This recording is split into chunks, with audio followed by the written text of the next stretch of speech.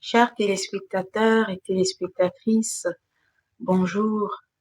Bienvenue dans l'émission Les femmes et leur entourage. Je suis Rosie, journaliste et communicologue. Aujourd'hui, je viens parler d'un thème très important. Comment connaître sa mission de vie? Chers téléspectateurs et téléspectatrices, bienvenue encore une fois dans votre émission Les femmes et leur entourage. Si vous n'êtes pas encore abonné à ma chaîne, faites-le, c'est gratuit. Activez la cloche de notification pour ne rater aucune de mes émissions. Bienvenue encore une fois dans ce tout nouveau numéro des femmes et leur entourage. Je parle de comment connaître sa mission de vie. Qu'est-ce que la mission de vie? La mission de vie d'une personne, c'est ce que cette personne est appelée à accomplir ou à devenir. Ça englobe les objectifs personnels, professionnels, spirituels et sociaux d'une personne. Chaque personne a sa mission de vie. Personne n'est venu accompagner les autres. Chacun de nous est venu sur Terre pour résoudre un problème. Dieu nous donne des capacités selon le problème que nous sommes venus résoudre. Et ces capacités, c'est ce qu'on appelle le potentiel. Chaque personne a son potentiel. Un jour, j'ai lu quelque part une citation dont j'oublie le nom de l'auteur. La citation disait « Avant de mourir, sois sûr que tu as vécu. » Lorsque j'ai raisonné, j'ai compris qu'avant de mourir, il faut être sûr que tu as accompli ta mission de vie. Avant de mourir, sois sûr que tu as fait ce pourquoi tu es venu sur Terre.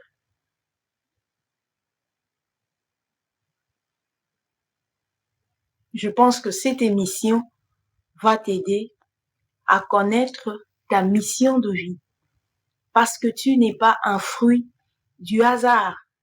Tu es venu résoudre un problème sur cette terre. Tu as les capacités de faire quelque chose, de régner dans un domaine quelconque. La connaissance de ta mission de vie va t'aider à vivre en paix. La connaissance de ta mission de vie t'apporte la stabilité et l'épanouissement. Premièrement, pour connaître sa mission de vie, il faut se poser des questions. Première question, qu'est-ce qui te passionne? Qu'est-ce qui te rend heureux? Qu'est-ce qui te motive profondément? Par exemple, à la télévision, qu'est-ce que tu as l'habitude de suivre? Qu'est-ce que tu aimes? Qu'est-ce qui te rend heureux? Même sur les réseaux sociaux, qu'est-ce que tu aimes regarder? Qu'est-ce que tu aimes suivre? La réponse à ces questions est un pas vers la connaissance de ta mission de vie. Lorsque tu sais ce que tu aimes, tu sais ce qui te passionne, tu sais ce qui te rend heureux, c'est déjà un pas vers la connaissance de ta mission de vie. Deuxièmement, tu dois te demander, qu'est-ce que tu fais bien? Parmi des choses qui te passionnent, qu'est-ce que tu fais bien? Qu'est-ce que tu fais et les autres te félicitent? Qu'est-ce que tu fais et les autres ne restent pas indifférents? Qu'est-ce que tu fais et les autres sont même prêts à te payer?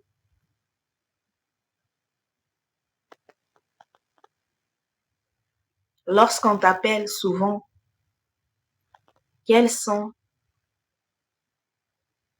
les services qu'on te demande? Qu'est-ce qu'on te demande de faire et beaucoup plus souvent? Par exemple, lors des manifestations, une personne va dire, moi, on m'appelle souvent pour la décoration. L'autre va dire, moi, on m'appelle souvent pour faire la cuisine. L'autre va dire, moi, on m'appelle souvent pour animer la manifestation. L'autre va dire, moi, on m'appelle souvent pour le service de protocole.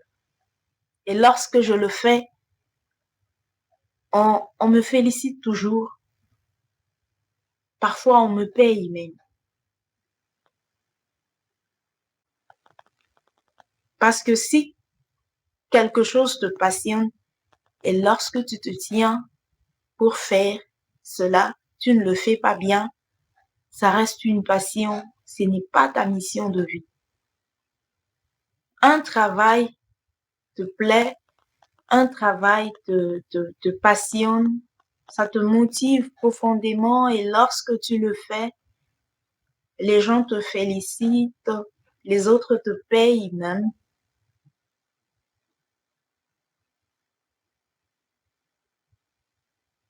Ce sont des signes qui doivent t'alarmer. Ce sont des signes qui montrent que tu es dans ta mission de vie.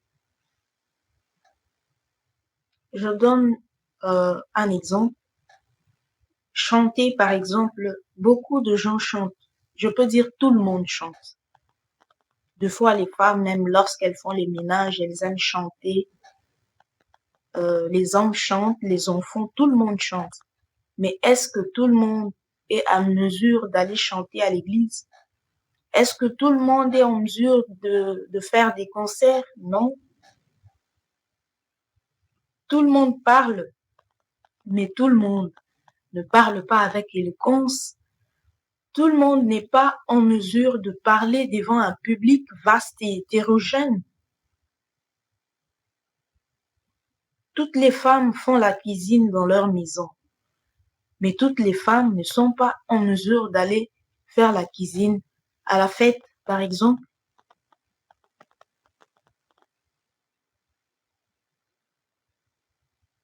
Cette manière de réfléchir va t'amener à connaître quelle est ta mission de vie. Qu'est-ce que tu fais bien?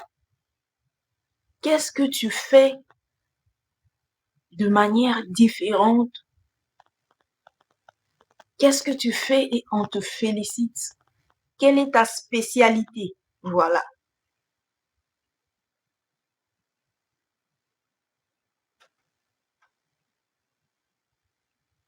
Troisièmement, dans ta mission de vie, il y a même des personnes qui ne te connaissent pas assez, qui vont t'appeler pour te demander de faire un travail que toi tu aimes très bien et tu sais bien faire ce travail.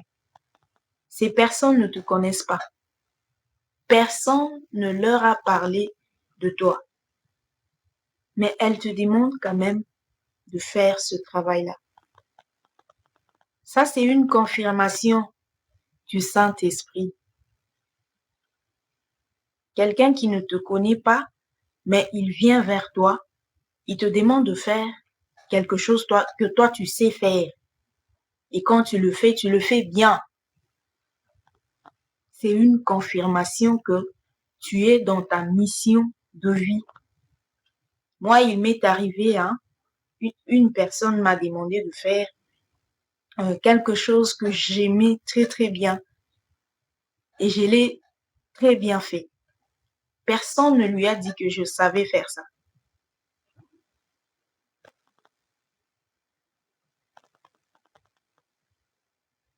C'est de cette manière-là qu'on comprend quelle est sa mission de vie.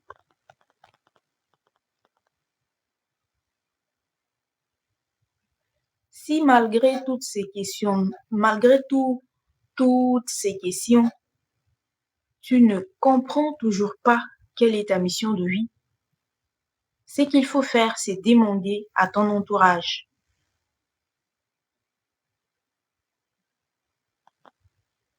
Parfois, nous avons des choses en nous que nous-mêmes nous ne voyons pas, mais les gens autour de nous voient cela.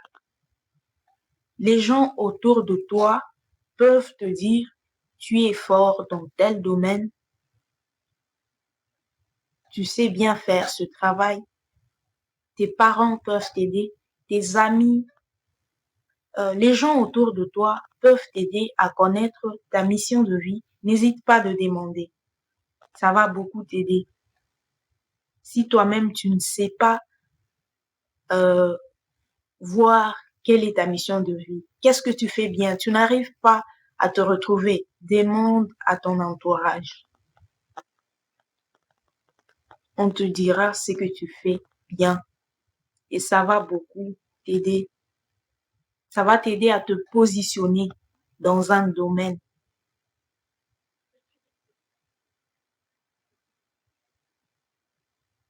Lorsque tu fais quelque chose, je donne l'exemple de chanter, par exemple.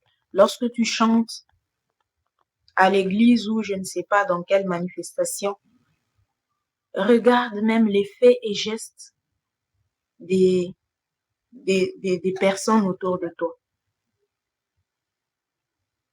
Je peux donner l'exemple de quelqu'un qui chante et les gens commencent, si c'est à l'église par exemple, tu chantes, les gens commencent à prier. Il y a d'autres qui pleurent, d'autres qui s'agenouillent. Tous ces faits et gestes-là vont t'aider à connaître que ce que tu fais, tu le fais bien. Tu touches les émotions des gens. Il n'y a pas que les paroles en communication. Il y a aussi ce qu'on appelle le paralangage. Les gestes dont je viens de parler. Tu chantes, les gens pleurent, les gens s'agenouillent. Ça montre que tu fais bien ton travail. Ça va aussi t'aider à connaître si c'est ta mission de vie. Il faut faire attention aussi aux onomatopées. Les gens ne vont pas toujours te dire félicitations, tu as bien fait ce travail. Non. Je donne l'exemple de quelqu'un qui a bien coiffé, hein, tu as bien coiffé une personne et on regarde cette personne, on fait ça veut dire tu as bien coiffé.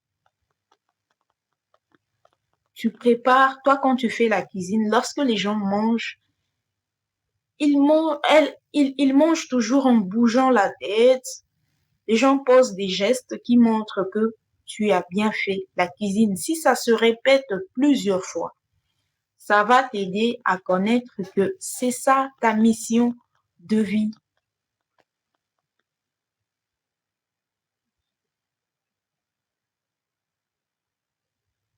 Et si tout ce que je viens d'énumérer ici ne t'aide pas à connaître ta mission de vie,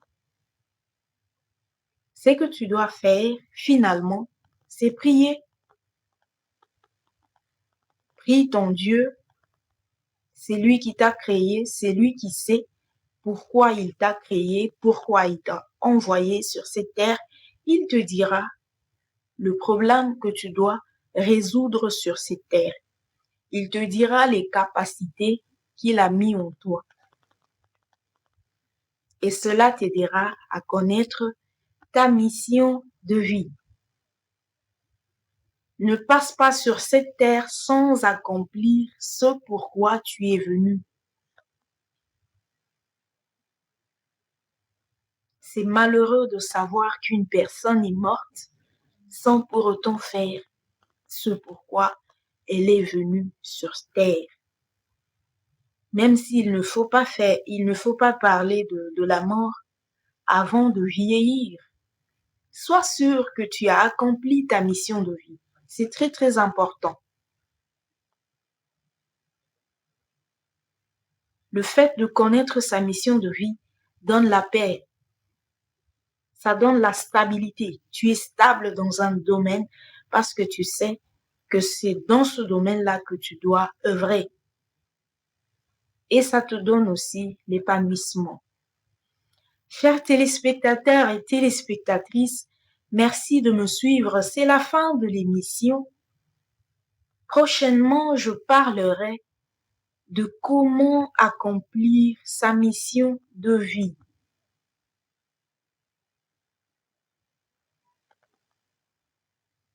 Avant de vous quitter,